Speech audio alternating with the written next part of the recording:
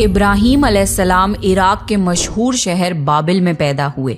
इब्राहीम अलैहिस्सलाम के बाप बुतों को तराश कर बेचते थे और खुद भी बुतों की इबादत करते थे। इब्राहीम अलैहिस्सलाम ने अपने बाप और अपनी कौम से फरमाया, तुम किसकी इबादत करते हो? वो कहने लगे, बुतों की।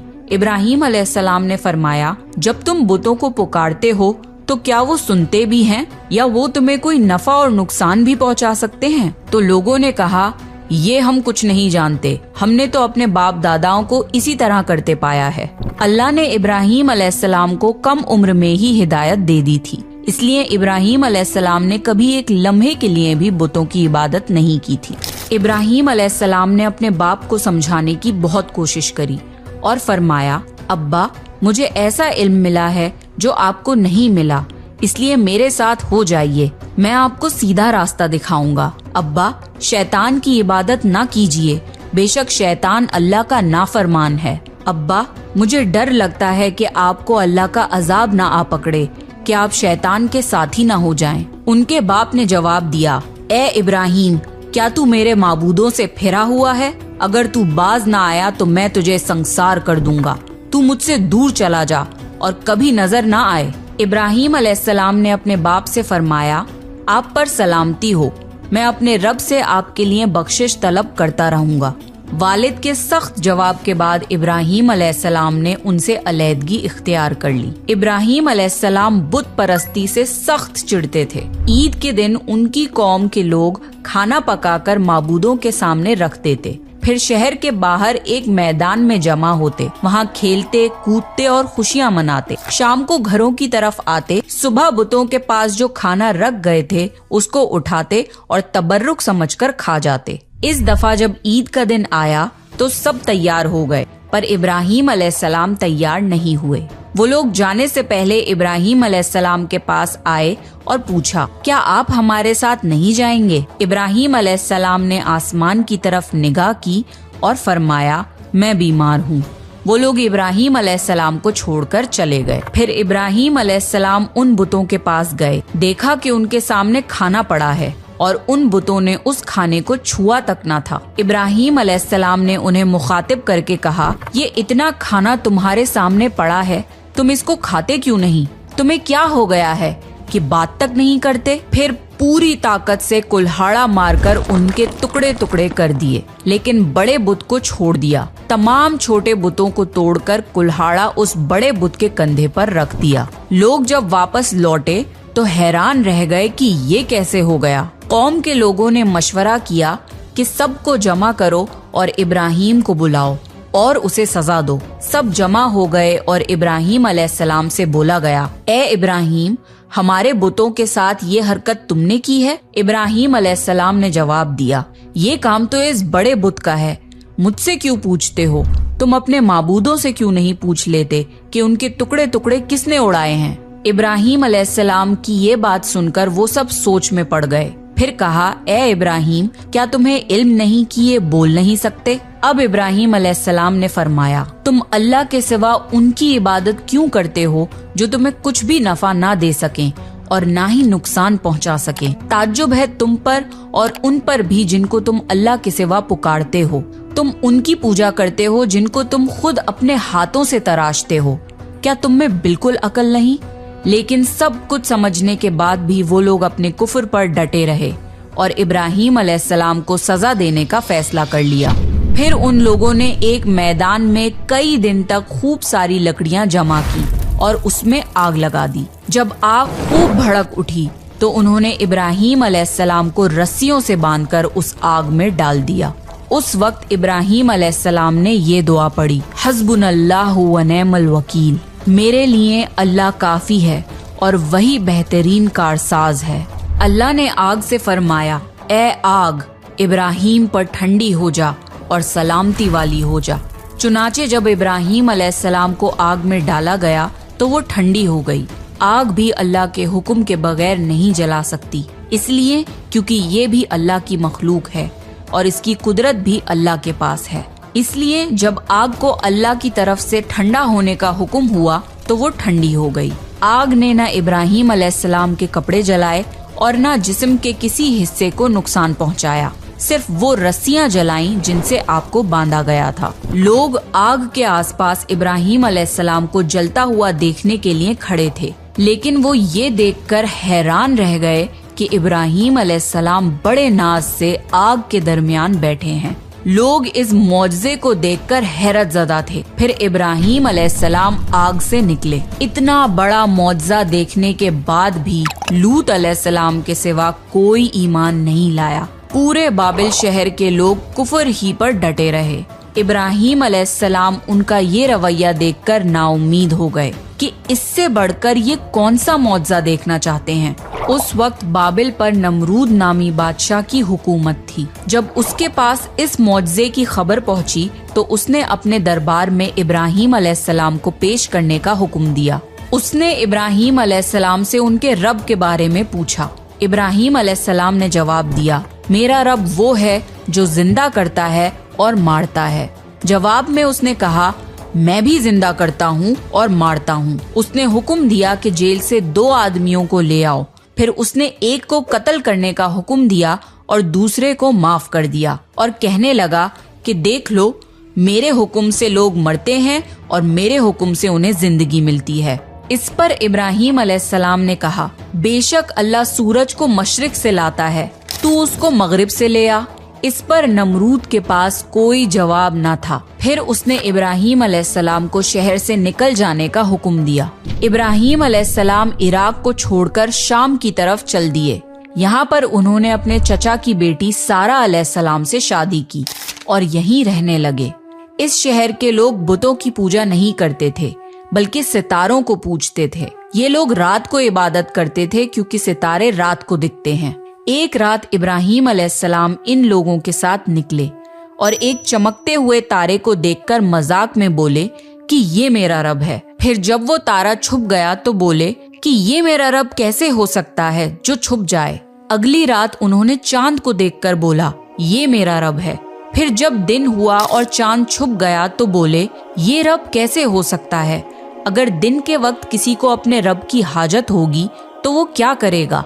इन बातों से इब्राहीम अलैहिस्सलाम उन लोगों को गौर व फिक्र की दावत दे रहे थे ताकि वो लोग गौर करें। फिर जब दिन हुआ और सूरज निकला तो कहने लगे, ये मेरा रब है, ये तो सबसे बड़ा है। लेकिन जब वो भी गुरूब हो गया तो कहने लगे, ये भी रब कहलाने के लायक नहीं, ये सब तो मखलूक हैं और इनका खालिक कोई और है। मैं तो उसकी इबादत करता हूँ जिसने आसमान और जमीन को पैदा किया। उन लोगों ने फिर भी कुफर ही किया और कोई भी ईमान नहीं लाया। चुनाचे इब्राहीम अलैहिस्सलाम ने फिर हिजरत करने का फैसला किया और मिस्र जा पहुँचे। मिस्र के बादशाह को खबर मिली कि एक शख्स हिजरत करके आया है और उसके साथ एक औरत है जो बहुत हसीन और जमील है। उस बादशाह ने अपने लोगों को भेजा कि उस औरत को मेरे पास ले आओ और पता करना कि उसके साथ जो आदमी है वो कौन है। अगर वो उसका शौहर हो तो उसे कत्ल कर देना। उधर बादशाह ने अपने लोगों को भेजा, इधर अल्लाह ने इब्राहीम अलैहिस्सलाम को वही भेज दी। इब्राहीम अलैहिस्सलाम ने सारा अलैहिस्सलाम से कहा, अगर वो तुमसे मेरे बारे में पूछें तो कह देना तुम मेरी बहन हो। फिर उन्होंने समझाया कि इस रूहे जमीन पे मेरे और तुम्हारे सिवा कोई ईमान वाला नहीं, इस लिहाज से तुम मेरी दीनी बहन हो। उस जालिम बादशाह ने सारा अलैहिस्सलाम को अपने महल में बुला लिया। जब उसने सारा अलैहिस्सलाम के साथ बदकारी करने के लिए अपने हाथ आगे बढ़ाए तो सारा अलैहिस्सलाम ने अल्लाह से दुआ की और दुआ की बरकत से उस बादशाह का हाथ जम गया। वो बुरी तरह चीखने लगा और उसके सारे मुलाजिम आ गए। ये देखकर सारा अलैहिस्सलाम डर गईं और सोचा कि अगर ये मर गया तो लोग ये सोचेंगे कि मैंने इसे कत्ल किया है। फिर उन्होंने उसे निजात देने के लिए अल्लाह से दुआ की और उस बादशाह का हाथ ठीक हो गया, पर उसने फिर से वही हरकत की, उसका हाथ फिर जम गया। ऐसा 3 मर्तबा हुआ और आखिरी बार उसने सारा अलैहिस्सलाम से वादा किया कि अब की बार अगर तू मुझे इस मुसीबत से निजात दिलाएगी तो मैं तुझे छोड़ दूंगा। फिर सारा अलैहिस्सलाम ने अल्लाह से दुआ की और वो ठीक हो गया। फिर उसने सारा अलैहिस्सलाम को इज्जत से रिहा कर दिया और उनकी खिदमत के लिए अपनी बेटी हाजरा को उनके साथ कर दिया। सारा अलैहिस्सलाम जब वापस आईं तो इब्राहीम अलैहिस्सलाम ने फरमाया कि अब हम यहाँ नहीं रहेंगे बल्कि वापस जाएंगे। फिर वो लोग वापस फिलिस्तीन चले गए।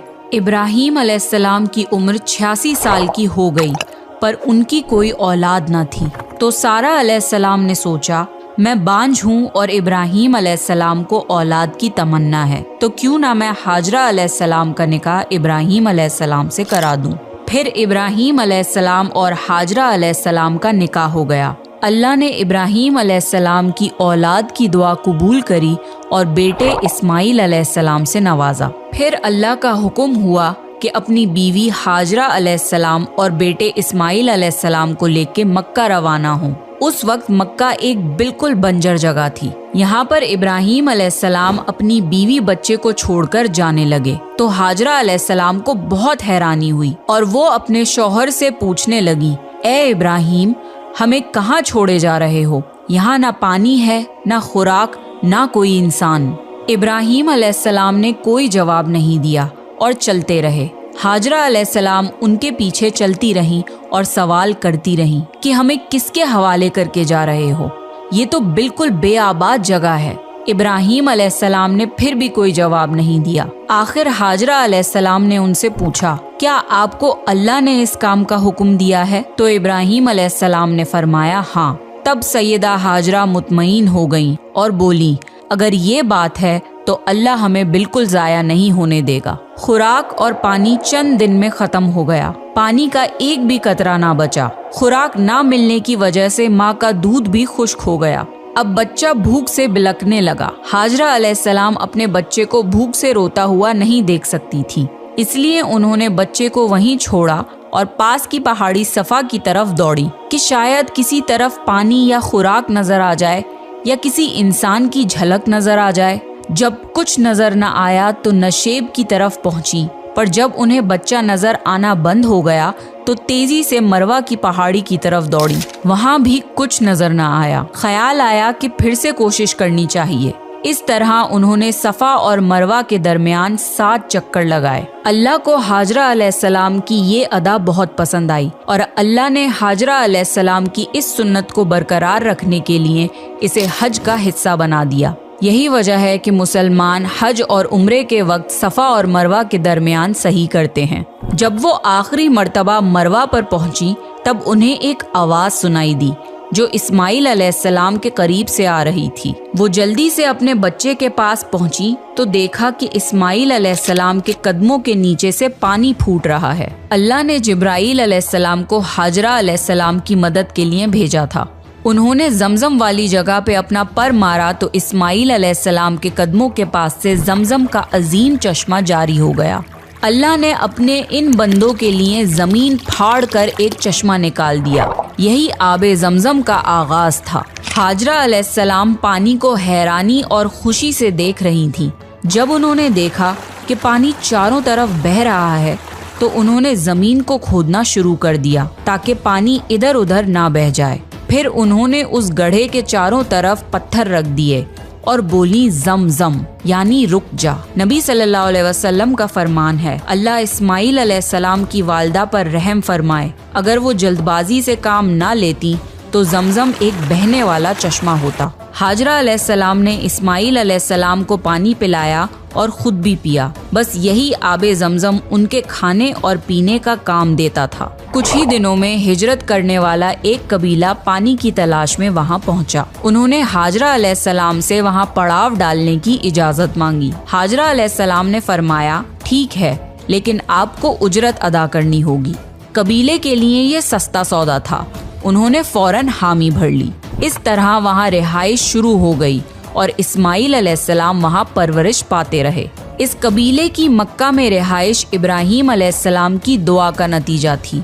जब इब्राहीम अलैहिस्सलाम ने अपने बीवी बच्चे को बंजर जगह पे छोड़ा था तो ये दुआ मांगी थी, ऐ हमारे परवरदिगार, मैंने अपनी कुछ औलाद इस बेआबाद जंगल में तेरे घर के पास बसाई है। ये इसलिए कि वो नमाज कायम करें। बस तू कुछ लोगों के दिलों को उनकी तरफ माइल कर दे और उन्हें फलों की रोजियां अता फरमा ताकि ये शुक्रगुजारी करें। दिन गुजरते रहे और इस्माइल अलैहिस्सलाम मक्का में बड़े होते रहे। इब्राहीम अलैहिस्सलाम हर साल 1-2 बार अपने घराने की देखभाल के लिए चक्कर लगाते थे। जब इस्माइल अलैहिस्सलाम ने होश संभाला तो एक बार फिर आजमाइश का वक्त आ गया। इब्राहीम अलैहिस्सलाम ने ख्वाब में देखा कि वो इस्माइल अलैहिस्सलाम को ज़िबा कर रहे हैं। उनकी नींद खुल गई। इब्राहीम अलैहिस्सलाम जानते थे कि अंबियाओं के ख्वाब अल्लाह की तरफ से वही होते हैं, लिहाजा उन्होंने इस ख्वाब के मुताबिक अमल करने का इरादा कर लिया। इब्राहीम अलैहिस्सलाम ने इस्माइल अलैहिस्सलाम से फरमाया, मेरे प्यारे बेटे, मैंने ख्वाब में देखा है कि मैं तुम्हें ज़िबा कर रहा हूँ। अब तुम बताओ कि तुम्हारी क्या राय है। इस्माइल अलैहिस्सलाम ने फरमाया, ए अब्बा जान, आपको जो हुक्म मिला है उसको कर गुजरिए। इंशाअल्लाह आप मुझे सब्र करने वालों में पाएंगे। बाप बेटे दोनों अल्लाह का हुक्म पूरा करने के लिए पेश हो गए। इस्माइल अलैहिस्सलाम ने अपने वालिद से फरमाया, जब आप मुझे ज़िबा करने लगे तो मेरी पेशानी जमीन पर रख दिएगा ताकि आपको मेरा चेहरा ना नजर आए और कहीं आपके हाथ रुक न जाएं। इब्राहीम अलैहिस्सलाम ने ऐसा ही किया और आंखों पर पट्टी बांध ली। अब उन्होंने छुरी पकड़कर गर्दन पर चला दी, लेकिन छुरी ने गर्दन ना काटी।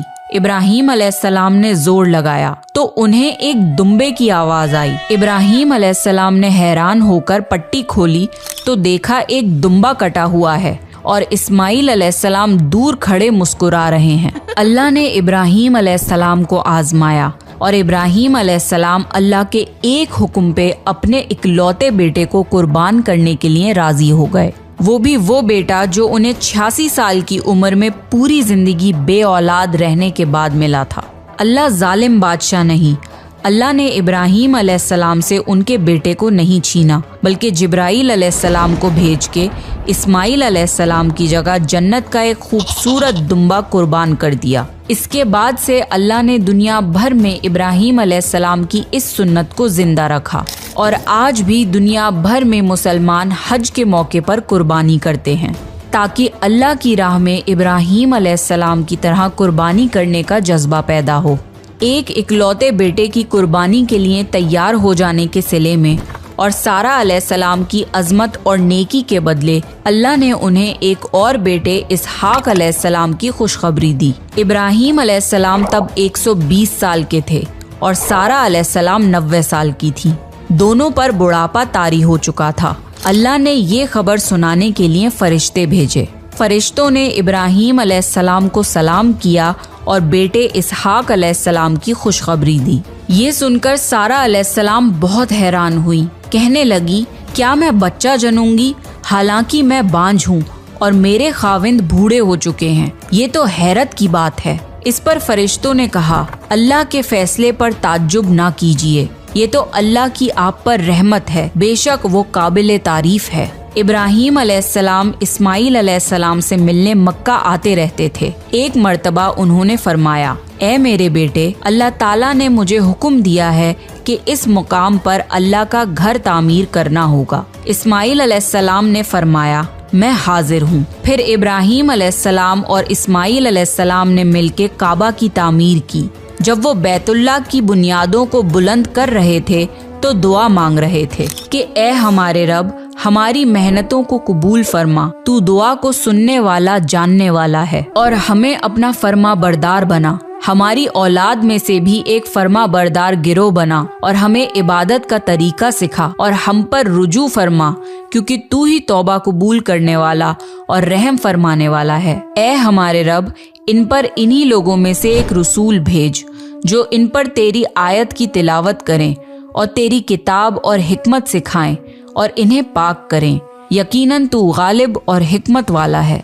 तामीर के वक्त अल्लाह ने जन्नत से एक पत्थर भेजा था जिसका नाम हजरे अस्वद था। ये पत्थर निहायत सफेद था। अब ये पत्थर लोगों के गुनाहों की वजह से काला हो गया है। तामीर के वक्त इब्राहीम अलैहिस्सलाम एक पत्थर पर खड़े हुए। वो नंगे पैर थे। उसी वक्त पत्थर पिघल गया और पत्थर पर उनके पैरों के निशानात आ गए। इसी पत्थर को आज मुकामे इब्राहीम कहा जाता है और आज भी लोग इसे देख सकते हैं। इस तरह काबा तामीर हुआ। अल्लाह ने इब्राहीम अलैहिस्सलाम को हुक्म दिया कि लोगों में हज का ऐलान करो। इस पर इब्राहीम अलैहिस्सलाम ने फरमाया, ए अल्लाह, मेरी आवाज भला किस किस तक पहुँचेगी?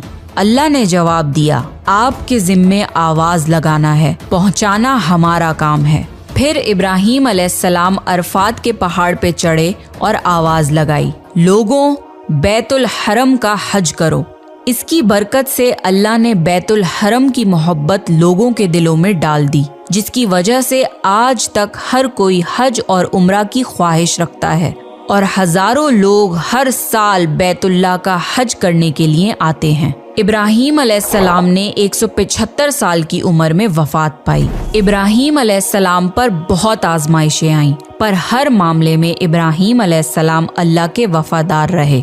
इसलिए अल्लाह ने इब्राहीम अलैहिस्सलाम को खलीलुर रहमान के लक़ब से नवाजा, यानी अल्लाह का दोस्त।